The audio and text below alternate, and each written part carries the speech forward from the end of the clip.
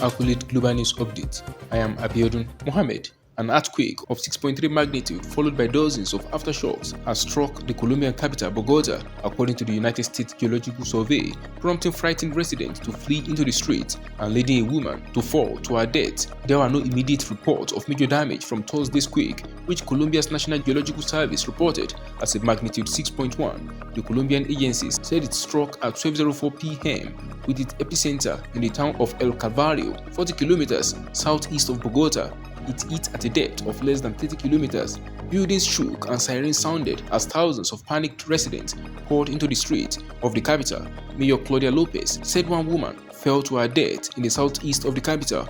Colombia's Congress reported damages to the Chamber of Representatives, where the earthquake shook a plaster decoration free from the ceiling and onto a desk below. No one was hurt, the chamber said.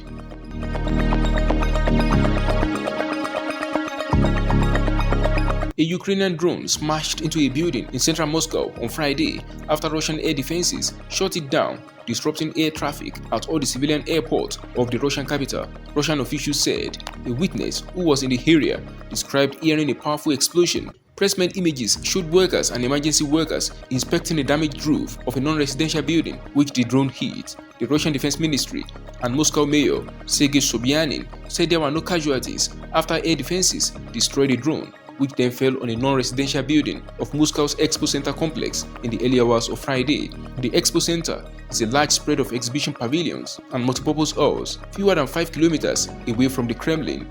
There was no immediate comment from Kiev. Air traffic was briefly suspended at 4 major airports around the capital: Nukovo, Domodedovo, Sheremetyevo, and Zhukovsky, though later they reopened.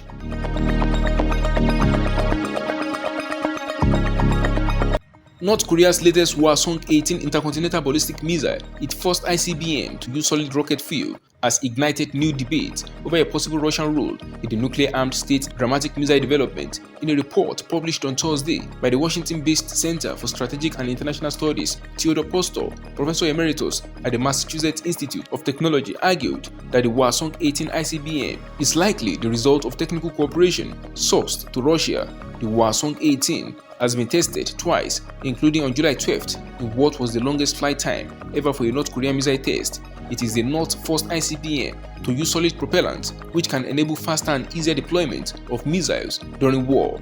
The missile was first flown in April. Russia and North Korea have recently called for closer military ties, but North Korea has denied having any arms dealings with Russia. Russia's foreign ministry did not immediately respond to the new report.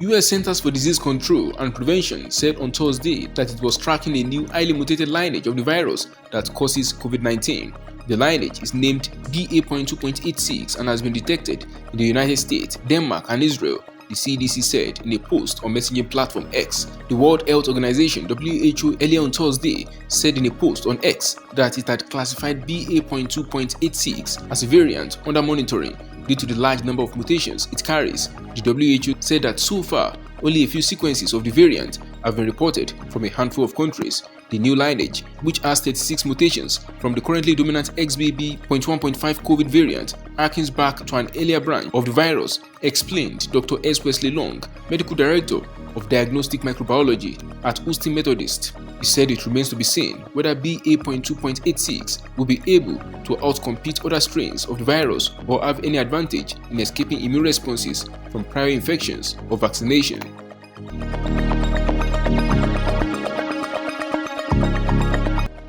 Embattled developer China Evergrande Group has filed for bankruptcy protection in a U.S. court as part of one of the world's biggest debt restructuring exercises as anxiety grows over China's worsening property crisis and a weakening economy.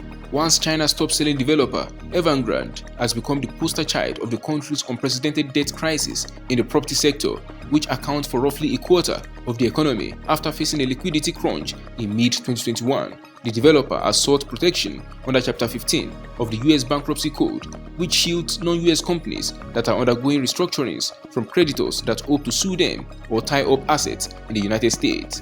The filing is procedural in nature, but the world's most indebted property developer, with more than $300 billion in liabilities, has to do it as part of a restructuring process under U.S. law. Two people familiar with the matter said the sources declined to be named due to the sensitivity of the matter. Evergrande declined to comment. Evergrande's offshore debt restructuring involves a total of $31.7 billion, which include bonds, collaterals, and repurchase obligations. It will meet with its creditors later this month on its restructuring proposal. That is the size of top accolade global news updates. You can follow us on our social media platforms as displayed on your screen. Happy weekend!